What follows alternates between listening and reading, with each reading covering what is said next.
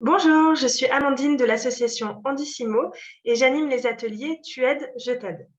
Alors Andissimo, initialement, c'est une plateforme en ligne, andissimo.fr, où vous pouvez rechercher selon le lieu où vous habitez une solution de proximité pour votre enfant en situation de handicap.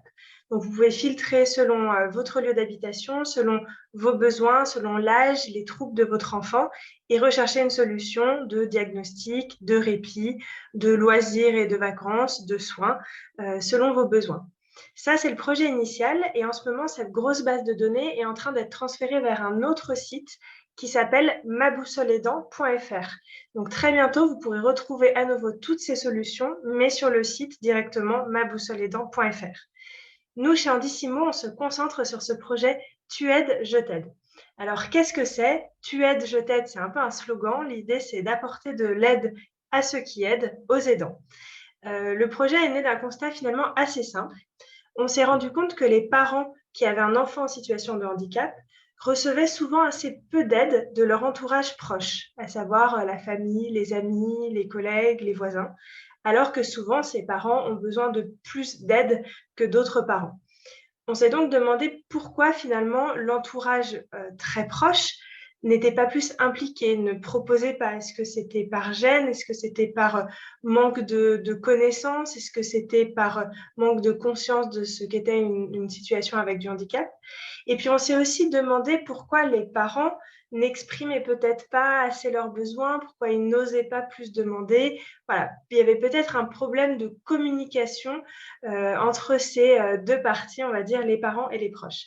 Alors pour confirmer ce ressenti, on a lancé l'année dernière une grande enquête à laquelle 700 parents ont répondu, peut-être certains d'entre vous, et une centaine de proches.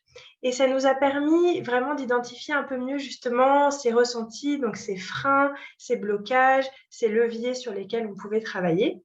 Et suite à cette enquête, on a réfléchi à des outils qui pourraient être utiles à la fois pour les parents et pour les proches. Et c'est comme ça que sont nés les ateliers Tu aides, je t'aide. Donc aujourd'hui, on propose deux types d'ateliers en visio, un atelier pour les parents d'un côté et un atelier pour les proches. Et l'objectif, c'est vraiment voilà, de travailler sur la communication entre les parents et les proches, de travailler sur les petites actions qu'on appelle les petits pas qui peuvent être mis en place pour faciliter la demande d'aide, toutes ces petites choses qui peuvent faciliter l'entraide et faire que le dialogue soit plus agréable, plus fluide entre les parents et leurs proches et surtout qu'à la fin, les parents reçoivent plus d'aide. Donc, bienvenue dans ce replay. Je vous souhaite un bon visionnage. C'est donc le replay d'une petite partie de l'atelier. Et puis, on se retrouve très vite pour d'autres replays.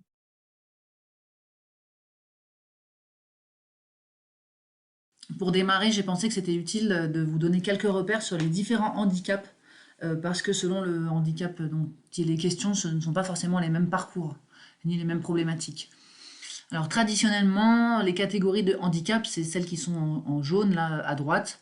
Donc il y a le handicap moteur, aussi appelé handicap physique. Donc ça c'est l'incapacité à se mouvoir ou des problématiques au niveau des membres.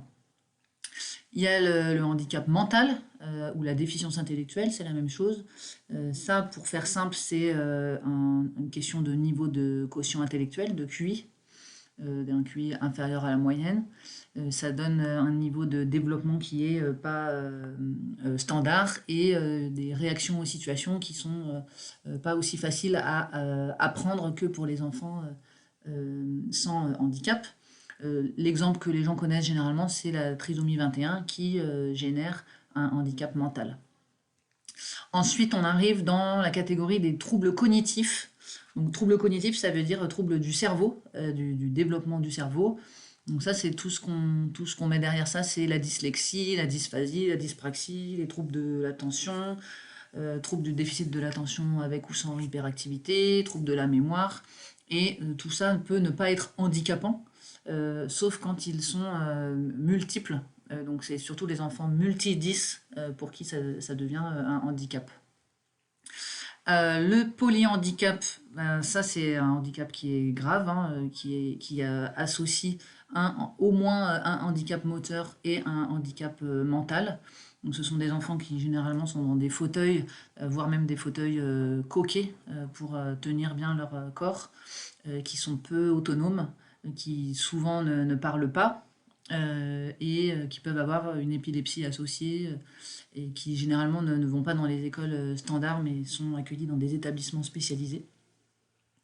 L'autisme, je ne veux pas faire dans le détail, mais ça rentre dans la catégorie des troubles du neurodéveloppement. Donc c'est un trouble du développement du cerveau qui est bien à part, qui peut ou non générer de la déficience intellectuelle, mais qui dans tous les cas génère des difficultés de communication et puis des comportements inadaptés, des comportements stéréotypés. Et ce sont des enfants pour lesquels il est nécessaire d'adapter l'environnement parce que l'environnement n'est pas du tout adapté à leur propre perception. Vous trouverez beaucoup de vidéos ou de podcasts sur l'autisme si vous avez besoin d'en savoir plus sur ce trouble. Et il y a des méthodes éducatives pour les enfants qui sont très spécifiques dans le cas de l'autisme. Ensuite, les handicaps sensoriels, tout le monde connaît, hein, ça va d'une déficience auditive à de la surdité, d'un handicap visuel jusqu'à de la cécité. Troubles du comportement, troubles psychologiques, ça c'est encore parfois rare hein, chez les enfants, mais c'est dans le champ de la maladie mentale. C'est les enfants qui souffrent psychologiquement en parlant. Et c'est cette souffrance et du coup leur incapacité à vivre comme les autres qui peut générer une altération de leur capacité intellectuelle ou de leurs relations sociales. Mais c'est pas, voilà, c'est vraiment une conséquence de la maladie et ça se soigne chez les enfants. En tout cas, il faut tout faire pour que ça évolue positivement. Après, il y a les enfants malades qui ont des maladies qui peuvent être soignées. Donc ça, c'est hors champ du handicap, hein, mais parfois les situations sont un peu mêlées. Et puis, il y a des maladies qui génèrent des handicaps, donc comme l'épilepsie, différents syndromes. Et souvent, les parents vont vont pas vous dire, moi, mon enfant, il est polyhandicapé. Ils vont vous dire, moi, mon enfant, il a le syndrome de machin chouette. Ça génère un polyhandicap, mais c'est plus facile pour le parent de parler de la maladie ou du syndrome qui est derrière. Et je vous ai juste mis les causes possibles à gauche, là, donc les causes du handicap, hein, c'est soit génétique, soit lié à un trouble dans le développement du cerveau, dont on ne connaît pas forcément la cause. La cause peut d'ailleurs être génétique, mais parfois on ne la connaît pas.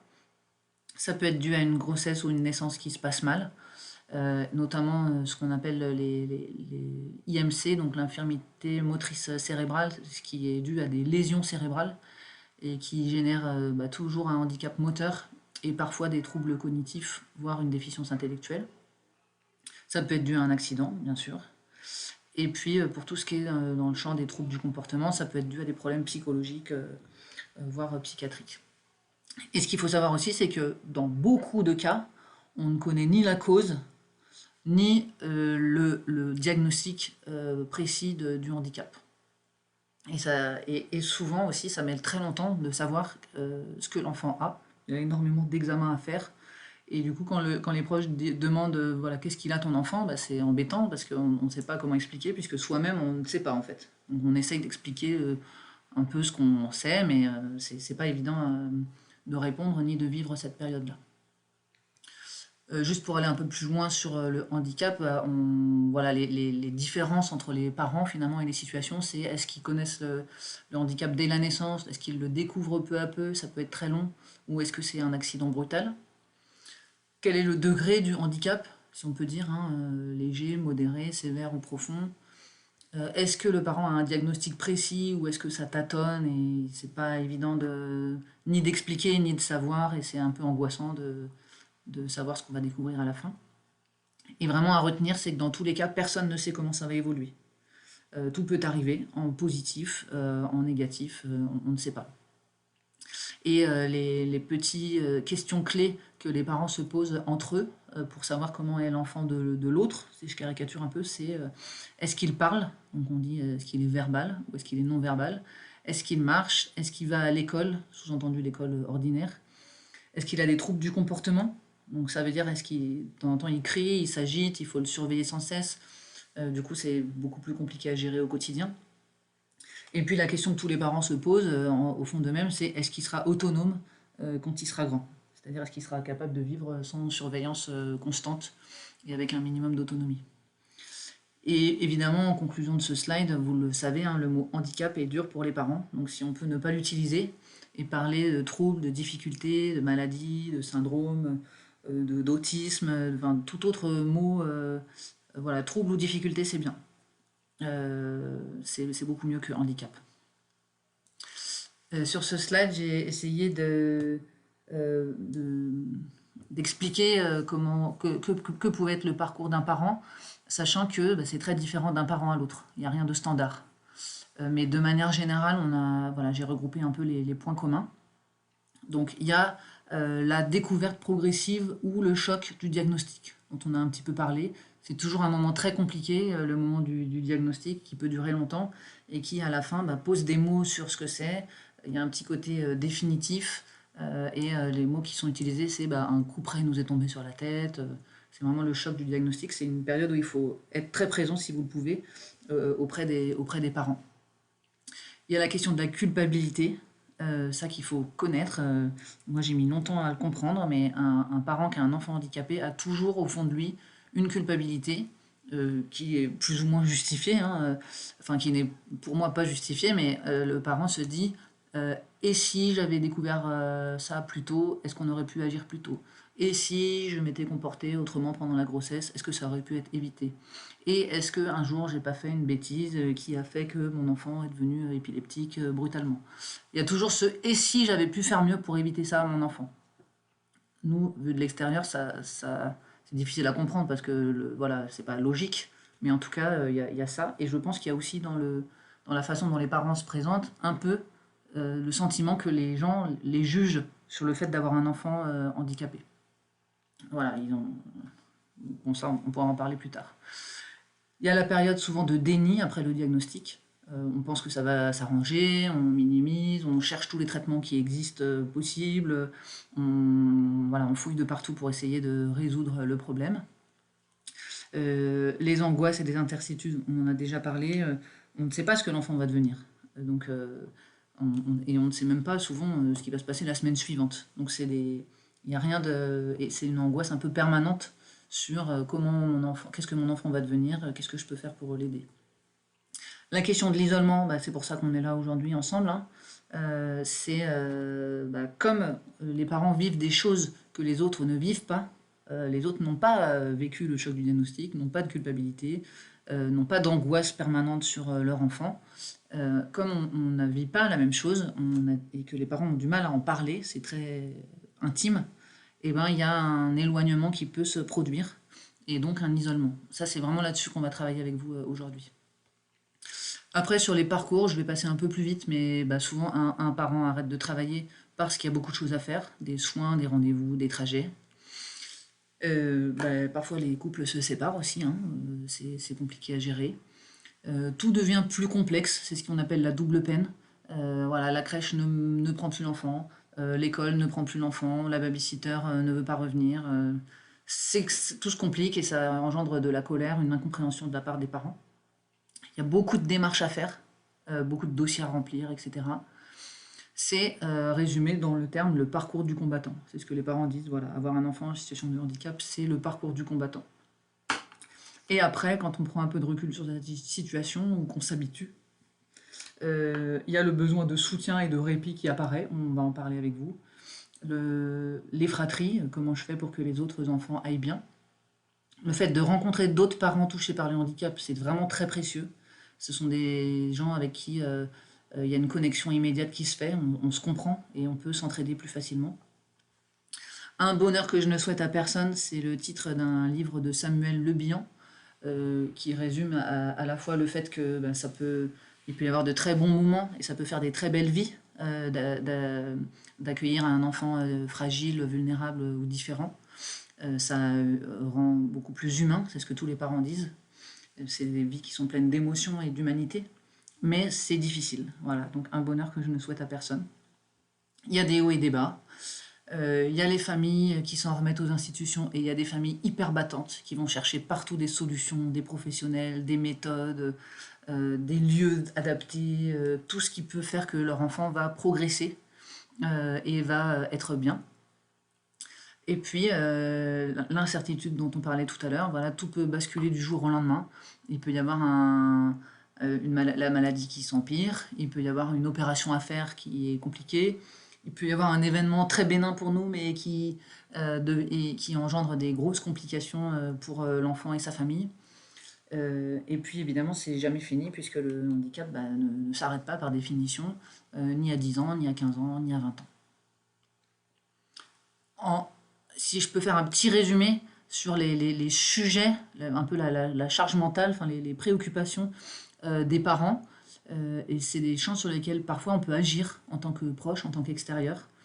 Donc diagnostic, soins, hôpital, voilà, ça prend beaucoup de temps, ça génère pas mal d'angoisse, et là où vous pouvez peut-être accompagner à ces séances-là. Le problème de la scolarisation qui est très prégnant chez les parents.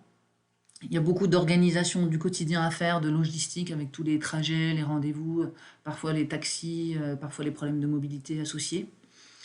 La question des loisirs et des vacances, c'est quelque chose qui peut exclure les familles qui ont un enfant handicapé. Elles aimeraient bien faire comme les autres, partir comme les autres, mais sans aménagement spécifique ou sans bienveillance, c'est pas possible. Donc là, voilà, cette idée de pouvoir partir comme les autres, faire comme les autres. Le problème de la garde de l'enfant et du besoin de répit, de souffler, ça, on peut vraiment agir dessus. Pas tout de suite, c'est compliqué de garder un enfant en situation de handicap si le handicap est lourd, mais on peut poser des jalons pour y parvenir. Il y a beaucoup de démarches à faire, de demandes de financement, de coûts, de dossiers. Voilà, si vous avez des appétences pour l'administratif, surtout proposez votre aide.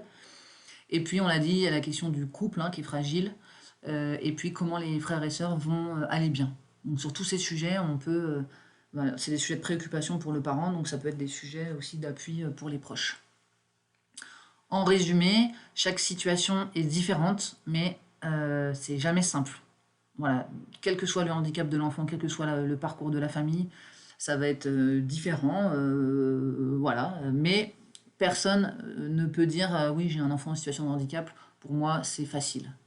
Si on vous dit ça, c'est un mensonge, donc il faut creuser pour voir comment aider quand même. Quand on a un enfant handicapé, c'est du 24 heures sur 24, 365 jours par an, toute la vie. Ça, c'est lourd à porter. Et puis, le parcours du combattant, voilà, sans cesse des obstacles, la scolarisation, les soins, les démarches, les professionnels, ça se passe pas bien, faut en trouver un autre. On se fâche avec quelqu'un, enfin voilà, toujours un obstacle qui se présente. Donc si vous pouvez aider à aplanir ces obstacles, ce sera vraiment super.